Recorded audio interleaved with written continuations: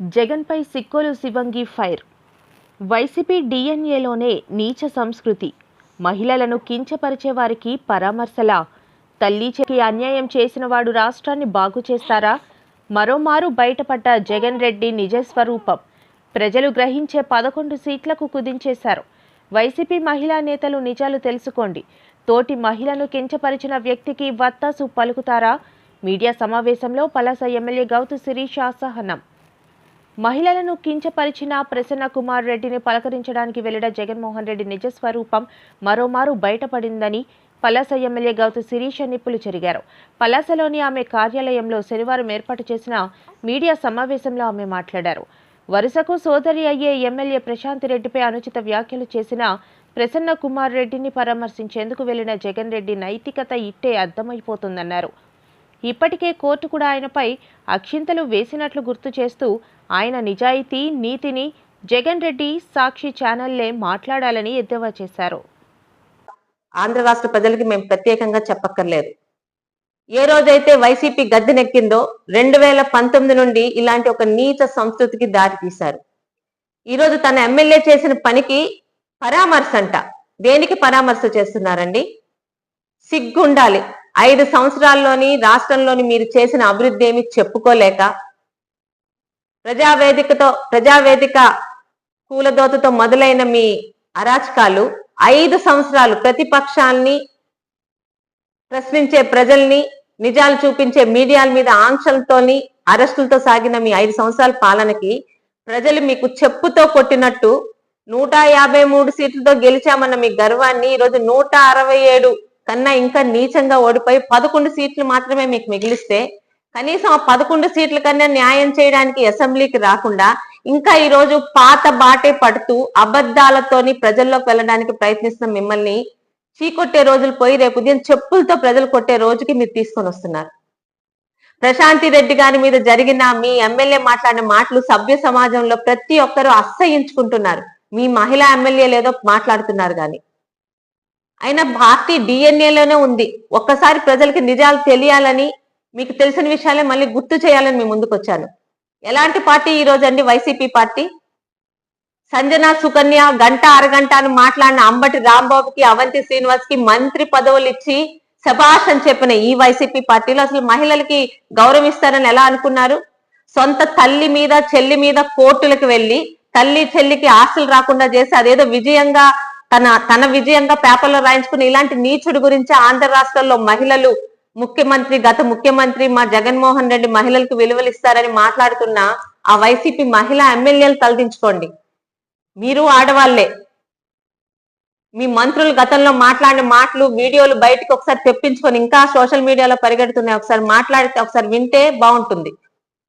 ఇక ఈరోజు సొంత చెల్లి పసుపు చీర కట్టుకుందని, సొంత చెల్లికి తన గురించి కష్టపడిన చెల్లికి జగనన్న వదిలిన బాణాన్ని నిన్ను 17 సీట్లతోని గెలిపించిన చెల్లికి కనీసం ఒక పదవి ఇవ్వకుండా ఈరోజు తను రాజకీయంగా వేరే పార్టీలో ఉందని, తన సోదరి కూడా తన తండ్రికి పుట్టలేదని తన తల్లిని అవమానించిన ఈ జగన్మోహన్ రెడ్డి గురించా ఈరోజు ఆ మహిళా ఎమ్మెల్యేలు మాట్లాడుతున్నారు. ఇంతకన్నా నీచం ఏంటంటే 153 మందితో వాళ్ళని అసెంబ్లీకి పంపిస్తే తన తల్లి వయసున్న అప్పటి మాజీ ముఖ్యమంత్రి అయిన చంద్రబాబు నాయుడు గారి సతీమణి భువనేశ్వరి గారి గురించి తోటి ఎమ్మెల్యేలు, తోటి మంత్రులతోని అసభ్యంగా అసెంబ్లీలోని మాట్లాడించి ఒక పైశాచికమైన నవ్వుకున్న జగన్మోహన్ రెడ్డిని ఇప్పటికైనా మనం మర్చిపోగలమా అండి?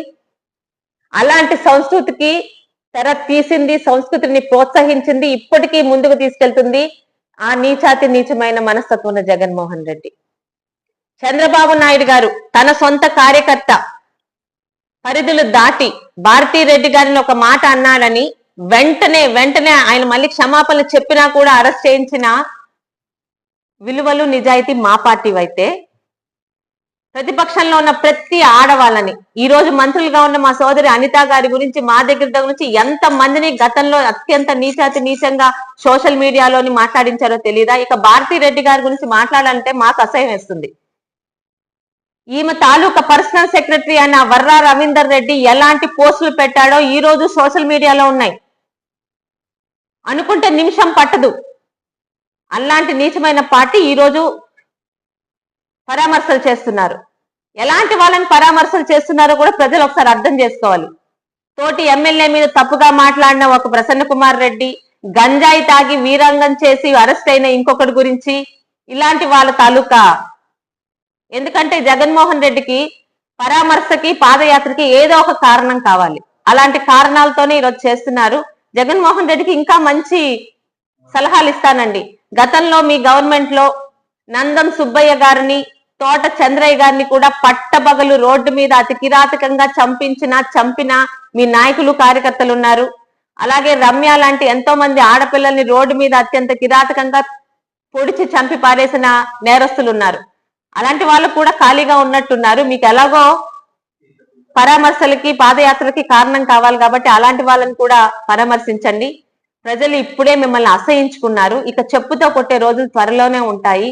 నీతి, నిజాయితీ, విలువలు అనే మాటలు మాట్లాడడానికి కూడా మీకు అర్హత లేదని, ముఖ్యంగా స్త్రీల గురించి మీరు గత 5 సంవత్సరాలు చేసిన అరాచకాలు ఎప్పటికీ మేము మర్చిపోలేము, మర్చిపోనివ్వం కూడా ప్రజల్ని.